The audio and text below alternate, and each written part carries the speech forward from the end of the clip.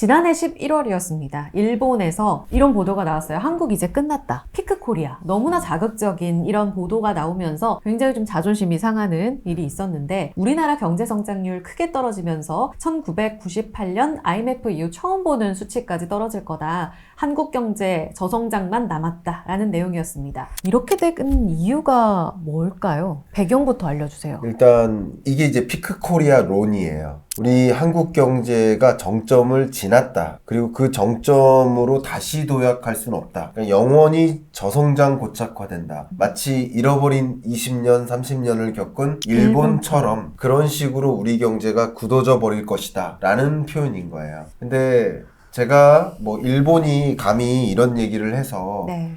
매우 기분 상하고 이런 비아냥거리는 이런 표현이 너무 싫지만 그렇지만 감정적인 대응을 하지 마시고 차라리 좀 냉철하게 차가운 머리로서 지적이 어떤 것인지를 생각해 볼 필요가 있겠다. 이 피크 코리아라는 개념은 그래프 보시는 것처럼 네. 우리 경제 성장률이 한때는 우리나라도 14%대를 찍었었어요. 그러다가 그 성장률이 10%대로 9%대로 그리고 6%, 5% 최근에는 2%대로 성장률의 레벨 자체가 쭉쭉쭉 떨어집니다. 구조적으로 우리는 다시는 10%대 그런 고성장할 일은 없을 것이다 라고 보는 것이 피크 코리아 론인 거예요. 근데 그런 부분에 대해서 저는 말씀드렸듯이 그 부분이 맞겠다라는 생각을 합니다. 실제 우리 경제가 안타깝게도 저성장으로 고착화될 것이라는 그 전망을 오히려 좀 무게를 두고 싶고요. 그렇게 무게를 두는 이유를 좀 설명드릴게요.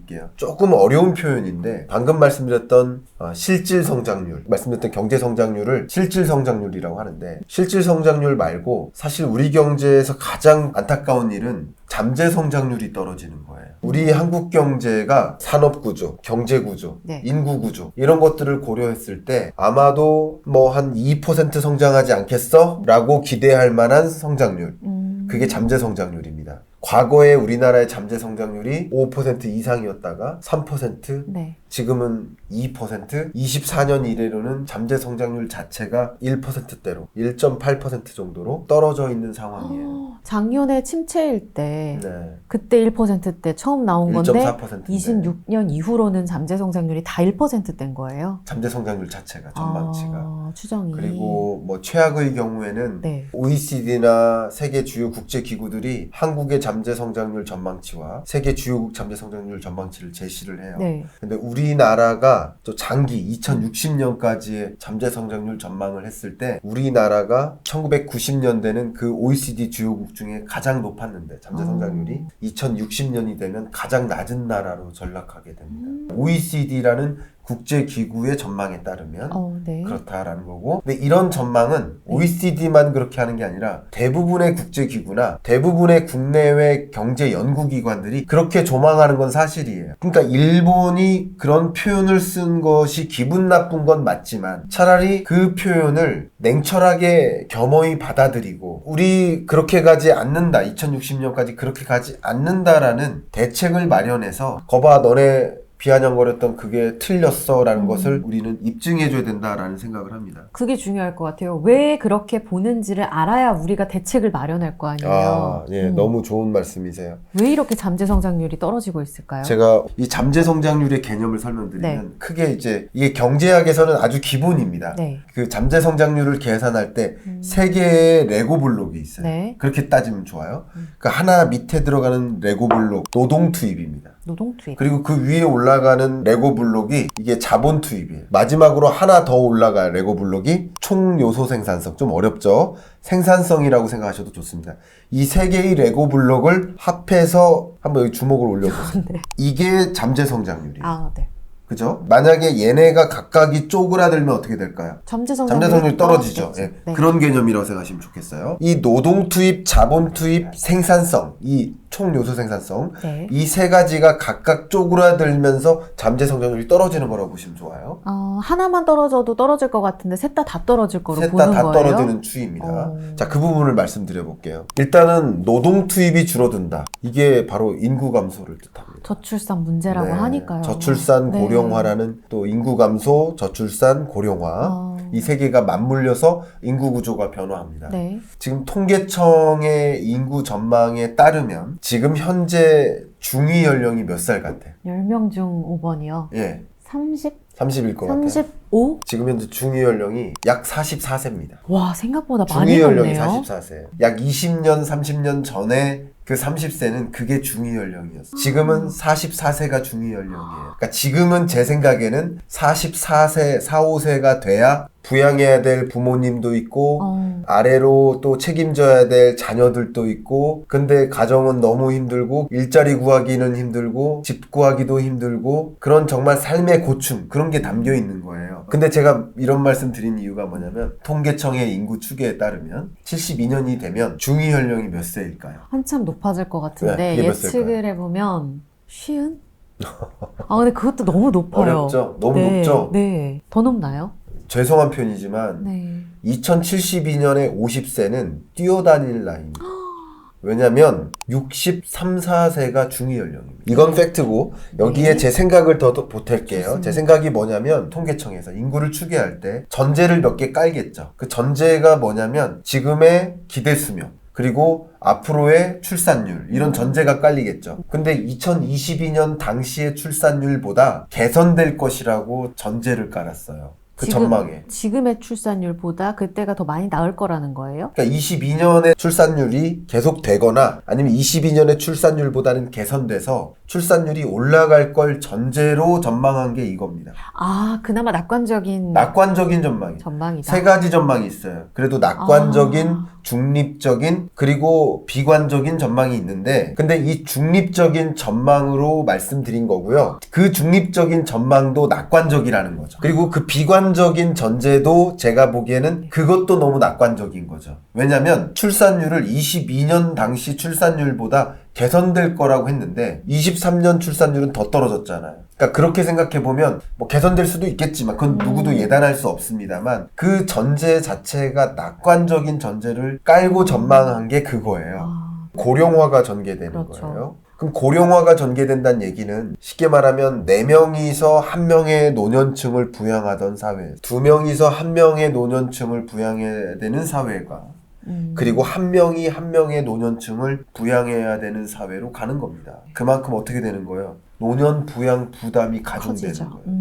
그 사회가 아까 인구가 감소한다고 했는데 네네. 인구 감소보다 더 중요한 것은 생산 연령 인구 감소예요. 생산 연령 인구의 정의가 만 15세에서 64세까지를 가리키거든요. 네. 그리고 65세 이상을 노년층이라고 하는 겁니다. 네. 정의상 그래요. 네. 인구가 줄지만 아까 말씀드렸던 65세 이상의 고령층이 비중이 늘어나는 만큼 인구 감소 속도보다 뭐가 더 빨리 주는 거예요? 생산 연령 인구가 급격히 감소하는 거예요. 그럼 뭐가 줄까요? 노동 투입이 줄어요. 노동 투입이 줄어드는 건 정해져 있는 미래라는 거죠. 지금으로서는. 네. 저성장이 고착화되고 노동 투입이 줄면 당연히 인건비 부담이 가중돼요. 기업들이. 네. 노동력을 구하기 위해서 더 많은 인건비를 줘야 하는 한국 경제가 돼요. 그러면 그렇겠네요. 한국 기업들의 가격 경쟁력이 어떻게 될까요? 떨어질 떨어지겠죠. 것 같은데요. 떨어지죠. 네, 네. 한국에서 더 생산하려 할까요, 기업들이? 다른 데로 한국에 공장으로 올까요? 옮길 것 아니죠. 같아요. 그렇죠. 나갑니다. 네, 네. 그러니까 자본 투입이 어떻게 될까요? 더구나 떨어지겠군요. 그러니까 두 번째 레고블록도 같이 떨어지죠. 아까 말씀하신 악순환의 고리가 되겠네요. 그러니까 노동 투입, 자본 투입이 같이 떨어지죠. 그래서 제가 여러분께 좀 드리고 싶은 이야기가 네. 우리가 통제할 수 있는 건 딱 하나 남았어요. 물론 인구 감소도 좀 막거나 인구 감소가 막을 수 없는 현상이라고 한다면 그곳에 잘 적절히 순응하는 것도 필요해요. 가장 대표적인 게 국민연금 개혁이. 그런 제도적 개선이든 뭐 예를 들어 노동 투입이 주니까 여성 경제 활동 참여를 늘리거나 이런 갖가지 노력들을 해야 됩니다. 네. 근데 어쨌든 그런 것들을 해야 되는데 제가 생각하는 꼭 필요한 것은 맨 위에 있는 레고블록. 생산성. 생산성을 끌어올려야 됩니다. 생산성을 끌어올리는 방법은 이런 겁니다. 제가 얼마 전에 농화를 갔는데 과일을 따는데 1시간 동안 10개밖에 못 따요. 처음 해보시니까 또 네. 어려울 것 같아요. 근데 제가 교육을 받았어요. 이렇게 하는 겁니다. 알려주시더라고요. 그리고 제가 도구를 활용하지 않았는데 이걸로 하는 거래요. 그랬더니 이제 1시간 동안 10개가 아니라 100개를 따는 거예요. 이게 뭐예요? 혁명이죠, 혁명. 이게 산업혁명이에요. 네네. 이 혁명이 어떻게 일어난 건가요? 중간에 교육을 통해 이루어졌어요. 교육이 뭔 거예요? 생산성을 끌어올리는 거예요. 네네. 또 두 번째, 우리의 기술 수준이 이렇게 열악해요. 근데 기술 수준이 높아지면 네네. 여러분들도 고기술을 활용한 그런 고부가가치 기술을 활용한 그런 서비스는 질도 높아지고 여러 가지 면에서 네네. 생산성이 올라가겠죠. 예를 들면 여러분이 이 영상을 보시는 분의 숫자가 뭐 몇만 명, 몇십만 명일 겁니다. 그죠? 근데 만약에 오프라인에서 하면 몇백 명, 많아야 몇십 명이잖아요. 이게 생산성 혁신이에요. 그렇죠. 이런 식으로 이게 생산성을 혁신시키는데 뭐가 투입됐나요? 기술이 투입된 거예요. 그죠? 휴대폰 기술, 스마트폰 기술, 인터넷 기술, 5G 기술 이런 기술들이 투입된 겁니다. 그죠? 우리가 노동 투입과 자본 투입을 통제할 수 없다면 네. 우리가 끌어올릴 수 있는 건 유일하게 생산성인데 예산이 국회를 통과한 걸 보면서 정말 안타깝게 생각했던 것은 네. 24년 예산이 12대 부문별로 있어요. 네. 12대 부문별로 예산이 있는데 12대 부문 중에 교육과 R&D만 예산을 줄였어요. 이게 미래를 본 예산이 아니라 오늘만 본 예산이다 하는 안타까움이에요. 우리 한국 경제가 미래를 보고 해야 되고 피크 코리아가 정말 실현되지 않도록 하는 그런 방향으로 의사결정을 내려야 되는데 정부가 이게 미래를 본 예산일까 하는 우려가 많이 되고요. 네. 제가 정말 좋아하는 문구가 하나 있는데 그 문구가 인무원력 필유군은 공자님 말씀인데 굉장히 어려운 표현입니다. 네. 이게 사람이 네. 멀리 있는 일을 걱정하지 않으면 반드시 가까운 데 일이 터진다. 이런 뜻이거든요. 인구 감소, 잠재 성장률 둔화 이게 당장 오지 않아요. 그렇다고 2050년에 있을 일을 걱정하고 대응하지 않으면 우린 더 큰 문제에 치닫게 된다. 네네. 그래서 이런 여러 가지 의견들이 많이 모아져서 우리 사회가 정말 피크 코리아 오지 않도록 저는 이제 이름을 뭐라고 했냐면 두 번째 한국이라고 했어요. 두 번째 한국을 좀 만들었으면 좋겠다. 뭔가의 특단의 다른 조치를 통해서 네. 저는 그런 의견을 좀 드리고 싶습니다. 틈틈이 또 정책 제언도 해주셨습니다. 네. 근시안적인 정책으로는 우리 사회가 직면한 위기를 지금 바꾸기가 어려운 이런 상황이다라는 말씀을 해주셨는데 정부는 정부의 할 일이 있듯이 네. 개인들은 그러면 당장 매년 뿐만 아니라 긴 관점에서 우리 한국 사회가 이렇게 이런 위기에 직면해 있다면 네.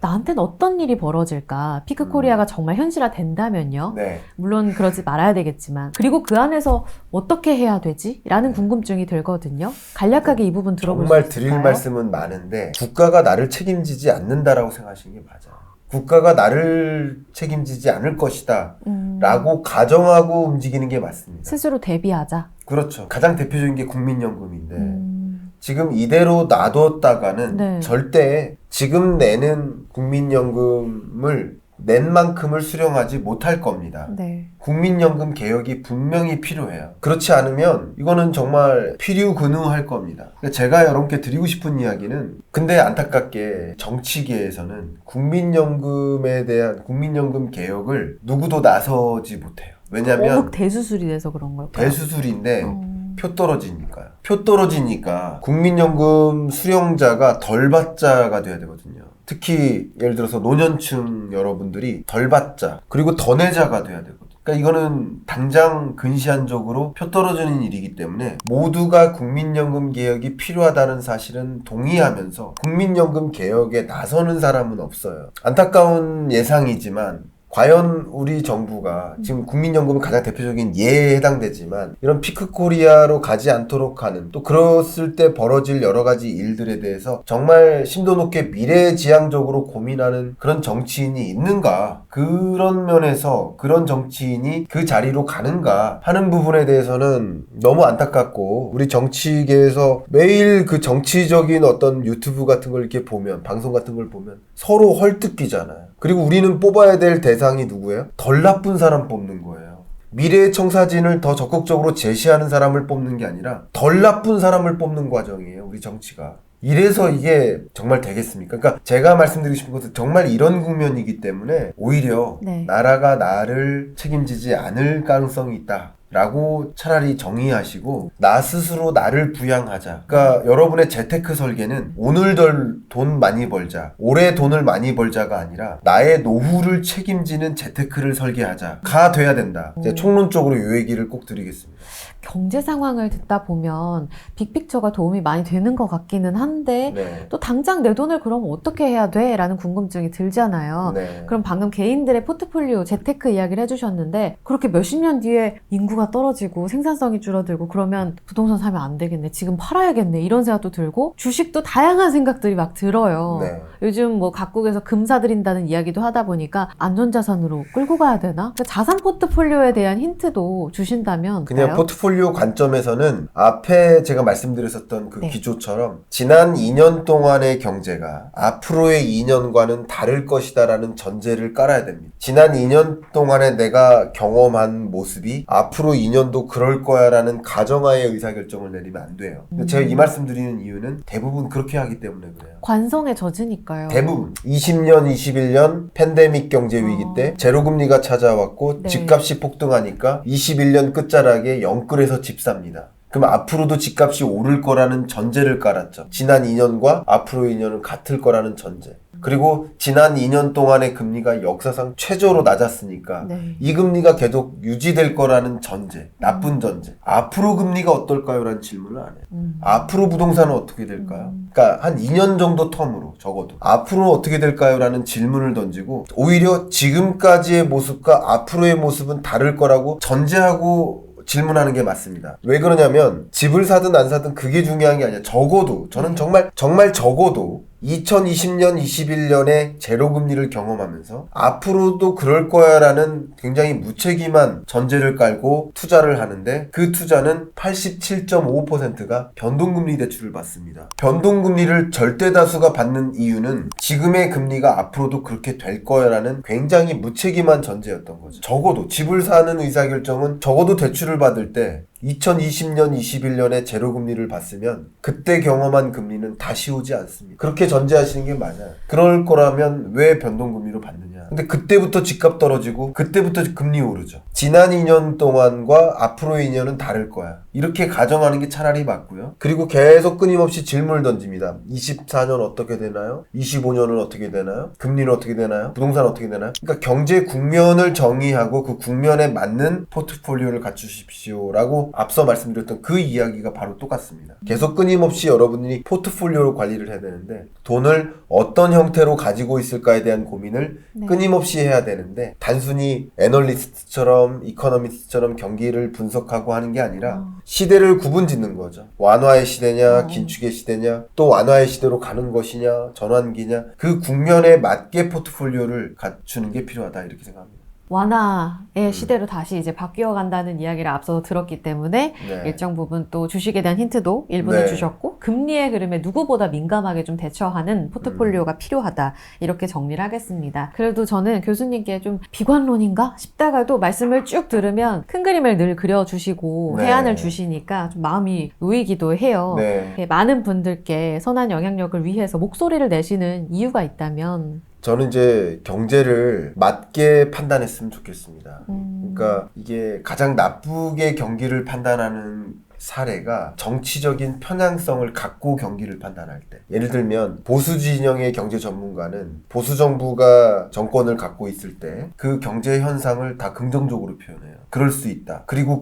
지금 우리 한국 경제가 나쁜 이유는 글로벌 경제가 다 나빠서다. 이런 식으로 표현해요. 그리고 보수 정부가 정권을 잡았을 때 진보 세력의 경제 전문가는 그 정책들이 다 나쁜 거라고 또 비관해요. 좋은 것도 있거든요. 그러니까 정치적인 편향성을 두고 경기를 판단하면 굉장한 실수를 한다. 미스저지를 한다. 이런 생각을 합니다. 이해관계자 측면에서 경기를 판단하는 것도 매우 위험합니다. 예를 들어서 증권사에 소속된 애널리스트 분이라고 한다면 주식을 부정적으로 얘기하진 않겠죠.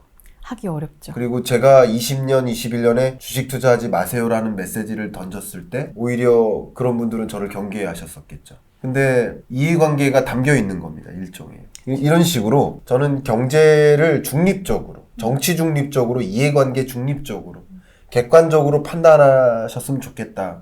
라는 것이고, 객관적으로 판단했을 때, 그 일본의 비아냥거리는 목소리조차도 객관적으로 우리 경제를 들여다보는데 도움이 된다면 반면교사 삼더라도 그 객관적으로 경기를 판단하고 정부가 올바른 정책을 가져가도록, 그리고 기업이 바람직한 경영 의사결정을 내리도록, 또 가게 여러분들이, 월급쟁이 여러분들이 바람직한 재테크적 의사결정을 내리도록 하기 위해서는 정말 거시경제에 대한 판단이 밑바탕이 돼야 되고, 그게 어떤 편향성을 가지고 보면 잘못 판단하고 미스저지를 내리기 때문에 그러지 않았으면 좋겠다. 그러니까 여러분 스스로 그런 판단하는 능력이 있으셨으면 좋겠다 하는 생각을 가지고 좀 말씀드리고 있는 중인데, 월급쟁이 부자들 이 채널도 그런 방향성을 갖고 있어서 제가 같은 마음으로 부르시면 언제든지 달려 나오고 있습니다. 올해에도 우리 개인 투자자분들께 정확한 방향타를 제시할 수 있는 독립적인 이코노미스트 이렇게 표현해드리고 싶네요. 너무 좋은 표현이신데요. 제 정말 이 카톡에 프로필이 뭐냐면요. Independent View. 그러니까 이 경제를 판단할 때 정말 독립적으로 진단해보자. 누구의 편향성을 가지고 한번 어떤 방송에서 대담을 하는데 다른 전문가랑 제가 누구라고는 하진 않겠습니다. 제가 누군가를 비난하기 위해 드리는 얘기는 아닙니다. 오해하지 말아주시고, 제가 말씀드린다면 어떤 문제가 있다. 근데 그 문제가 세계적으로 다 그렇습니다라고 표현하더라고요. 그 해당 진영에 있는 전문가예요. 제가 뭐라고 답변했는지 아세요? 그러면 한 아이가 감기 몸살에 걸렸는데 유치원에 가보니까 그 아이들 모두가 감기 몸살에 걸려 있다고 아무도 문제가 아닌 겁니까?